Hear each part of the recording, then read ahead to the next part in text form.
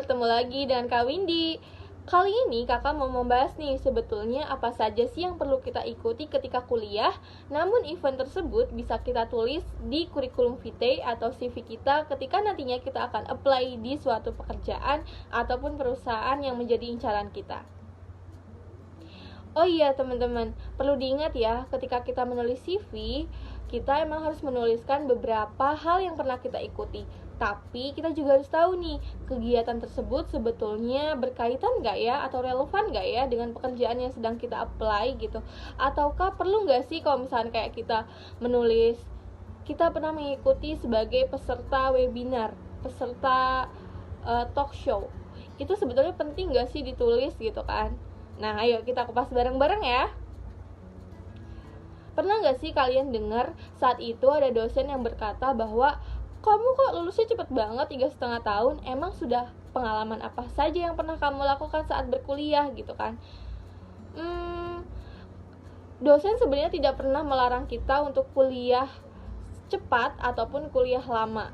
Sebetulnya tergantung kita sih mau lulus tepat waktu ataukah kita mau lulus lebih lama gitu kan. Tapi semuanya juga harus punya porsinya.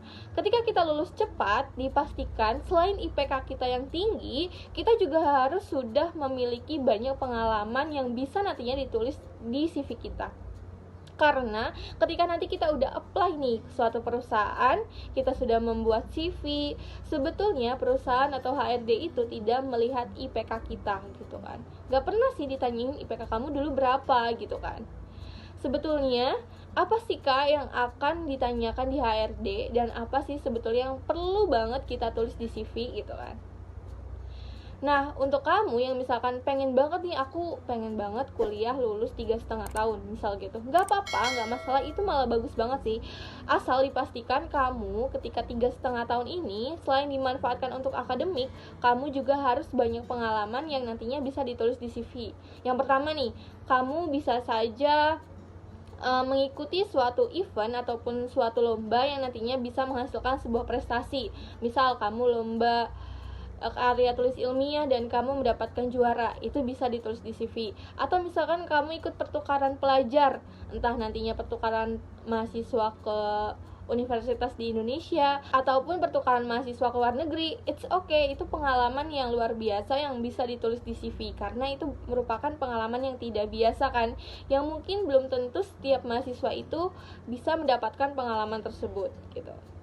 Terus ada juga mungkin kamu suka berorganisasi, terus selain menjadi anggota, ternyata kamu tumbuh dan akhirnya bisa menjadi koordinator divisi lah, koordinator bidang, atau mungkin nantinya kamu dipercaya menjadi BPH-nya, entah sekretaris, entah bendahara, atau mungkin karena kamu memiliki leadership yang baik, kamu dipercaya oleh anggotamu untuk akhirnya menjadi seorang pemimpin.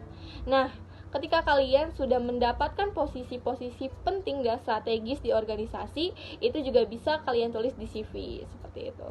Karena kenapa sih perlu ditulis di CV? Karena dari pengalaman-pengalaman organisasi itu, HRD itu bisa menilai, oh jadi kamu sudah bisa memanajemen anggota dengan baik, memanajemen organisasi dengan baik, berarti kamu bisa nih diajak menjadi teamwork gitu kan. Berpotensi kamu ketika kerja punya kerjasama yang baik dan bahkan nantinya ketika kinerja kamu baik, kamu bisa menjadi lead di perusahaan tersebut dan bisa membimbing anggota-anggotanya.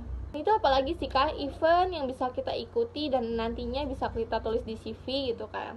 Misal nih, kamu suka banget yang namanya menulis, atau kamu memiliki hobi ilustrator gitu, bikin gambar ataupun nantinya bikin video. Nah, kumpulin aja tuh karya-karya kamu, nantinya karya-karya tersebut dijadikan portofolio yang bisa menambah nilai plus kamu ketika kamu memberikan CV kepada HRD. Jadi portofolio itu dijadikan lampiran CV kamu. Lalu, misal kamu seneng banget nih ikut-ikut yang namanya kegiatan upgrade diri yang menambah soft skill kamu.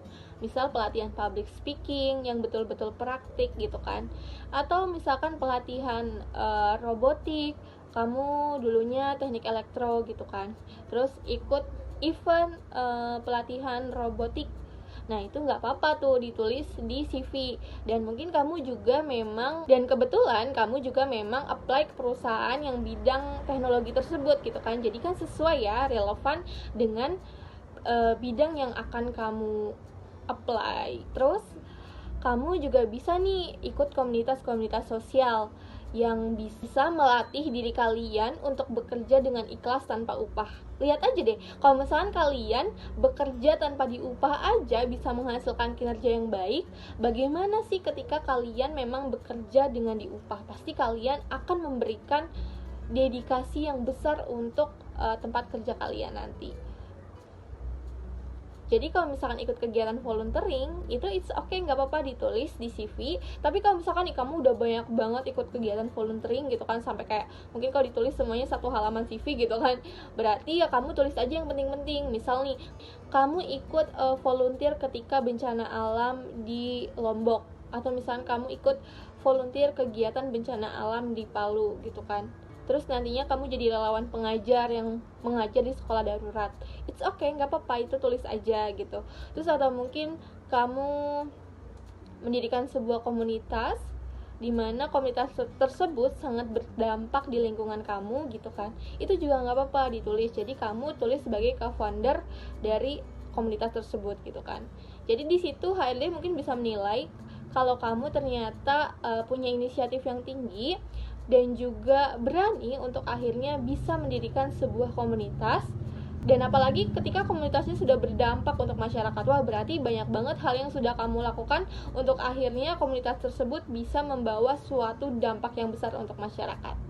Selain itu, mengikuti komunitas sosial juga kamu mungkin akan menambah banyak relasi ya, relasi-relasi yang mungkin bidangnya itu berbeda dengan kamu gitu. Jadi otomatis kamu akan mendapatkan banyak sekali informasi yang bisa kamu dapatkan selain dari bidang yang kamu tekuni gitu kan. Misal nih, kamu ternyata lulusan sarjana kependidikan, terus kamu ikut kegiatan sosial. Di kegiatan sosial itu kan belum tentu kan semuanya lulusan sarjana kependidikan ataupun mahasiswa jurusan kependidikan.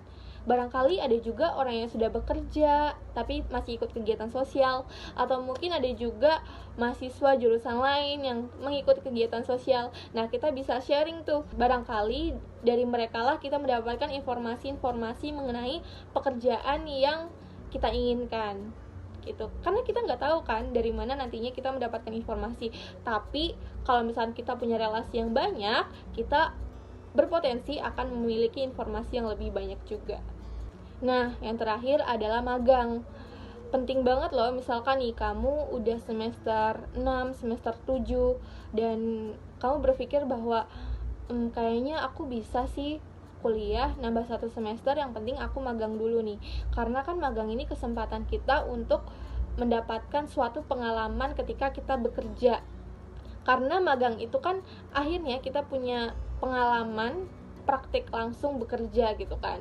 Kita mempraktikkan dan mengaplikasikan apa yang sudah kita dapatkan di perkuliahan. Kalau mungkin ketika kuliah kita lebih banyak teoritis ataupun tugas-tugas, nah ketika magang ini waktunya kesempatan kita untuk memanfaatkan waktu tersebut untuk mengaplikasikan apa yang sudah kita dapatkan.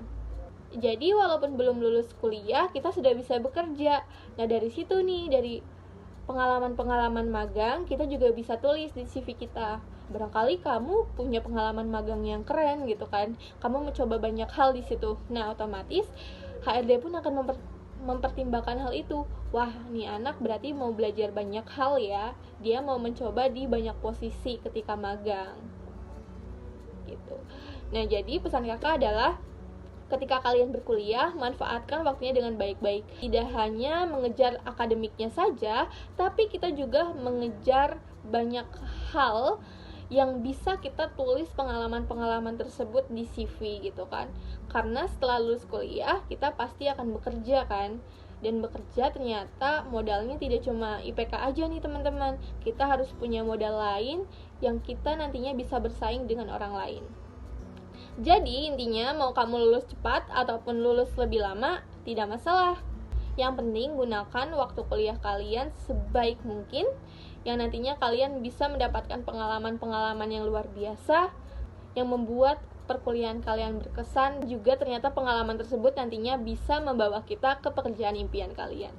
Oke, sekian dari Kak Windy. Sampai jumpa.